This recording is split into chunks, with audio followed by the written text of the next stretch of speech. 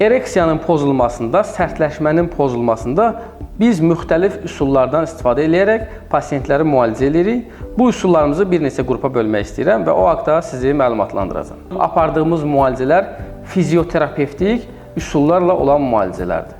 Bu üsullardan müxtəlif üsulları biz istifadə edirik. Bunların içərisində ən çox fokuslaşmış ultrasəs, hansı ki, yüksək intensivli ultrasəsin təsirindən prostat vəzidə və cinsi orqanlarda qan dövranı yaxşılaşır. Prostat vəziyə hardasa 5-10 dəqiqə ərzində deməli ultrasəsin təsiri nəticəsində mikrogolğuzuqlar yaranır. Temperatur 43 dərəcəyə qədər qalxır. Prostat vəzidə iltihab prosesini aradan qaldırır və sərtləşmə prosesini yaxşılaşdırır. Digər apardığımız müalicə üsulu fizioterapevtik üsul deməli şok dalğa terapiyasıdır.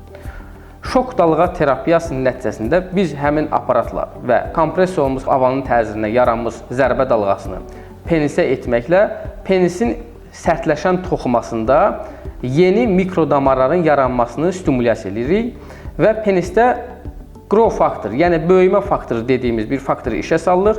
Nəticədə yeni angiogenez prosesi işə düşür.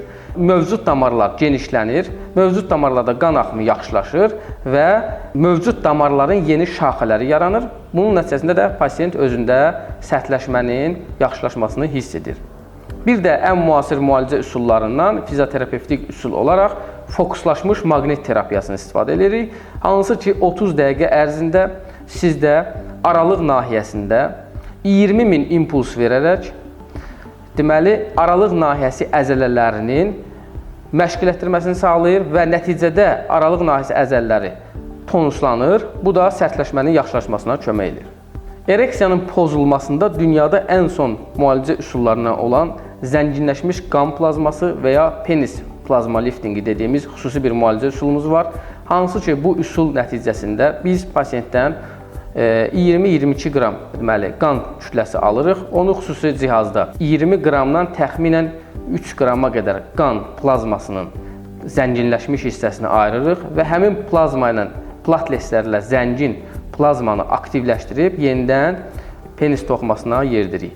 Və bunun nəticəsində penisdə yeni damar şaxələri, böyümə faktoru və sərtləşmə prosesi yaxşılaşır.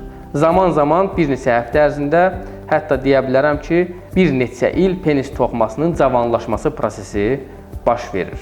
Əziz dostlar, sərtləşmə probleminin pozulmasında həmçinin biz xüsusi məşq üsullarından istifadə edirik ki, bu məşq üsulları pasiyentlərin fəaliyyətini yaxşılaşdırır və onlara o tövsiyəni elədikdə xəstələr hətta ev şəraitində bununla məşğul olduqda cinsi funksiya qaydasına düşür. Həmçinin ereksiyanın pozulmasında, sərtləşmənin pozulmasında xüsusi psixoloji üsullar və ya taktikalar, texnikalar var ki, onları da biz pasiyentə məsləhət görürük və istiqamətləndirik. Nəticədə həmçinin sərtləşmənin yaxşılaşması və ereksiyanın yaxşılaşması baş verir. Doktor Həsən Səmədov sizin növbəti androloji və digər cinsi problemlər haqqında suallarınıza cavab verəcəm və bunun üçün bizim kanalımıza abunə ola bilərsiniz.